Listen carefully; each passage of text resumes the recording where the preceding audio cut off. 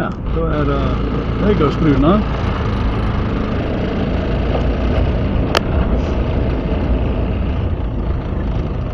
Og inn på Veststasjonen på Jølstadholmen. Da kan vi nå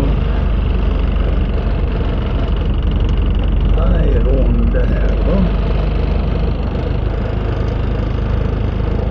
Da kan vi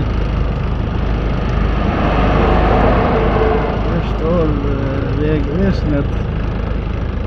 Her har de sommerkoteletter. Få tilbud. 29,90 per kilo. Det det ikke noe å si på.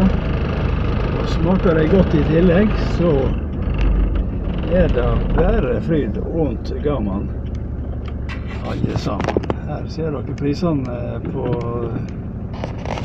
campingen her. Det var noen grisepriser. Altså grisebille.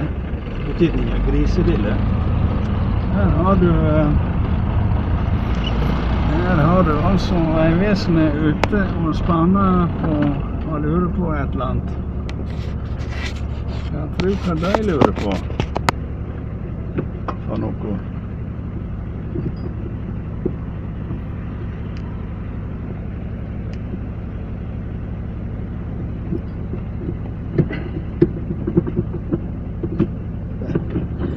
Fått den ut av gir igjen, ut av krabbegir. Ja. Og dieselen han på 12,89 og bensinen på 14,66. Ja.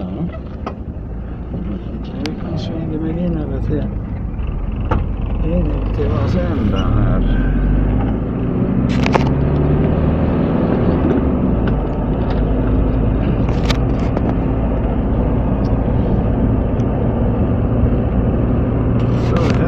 Så bare en liten kort kjøretur fra Jølstadholmen og inn til Vasenda. Det ikke lange beten.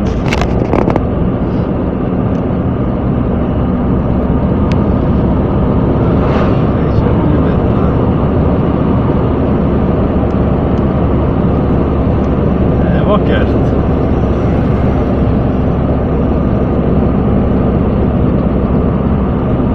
Og gamle Bjørnstjerne Bjørnson, han sa jeg velger meg april. Jeg personlig, jeg velger meg mai. Mai, du skjønner bildet. Det noe enda finere enn april. Her har vi Bøa-feltet oppe her til venstre. Nå vi Bøa-svingen. Ja. Og Jølstadtunet rett fram. Her ser du Vasenda-skiltet. Jølstadtunet rett fram. Jølstadmuseet. Ja. Dette her Nelly-svingen. Nellyhuset. Gamle meieriet. Meieriflata. Og til venstre gamle bakeriet, der som jeg hører hjemme. Så har du meieriet. Og busstasjonen til 4 biler. Så har du Jakobhuset. Myrahuset. Der har du Hydroshuset. Coop-en, Samlekjeleie. Og så har du Blåen, eller Blåbutikken. Nå ikke han blå lenger. For der har du hotellet, som nå lenger asylmottak. Fint, staselig, gammelt bygg. Det var en Panamera som rett og slett synes dette gikk litt for tregt. Og da kan vi jo si oss enige. Dette her gikk nå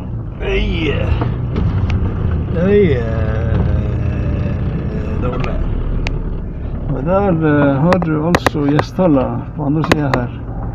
Så har du jo brygga her da. med naustet.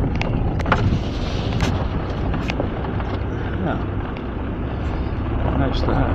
Veldig fint her. Og blåen er under restaurering. På Soje. Jostein Gjesdal har holdt på å totalrenovere barndomsheimen sin. Ja. Ja.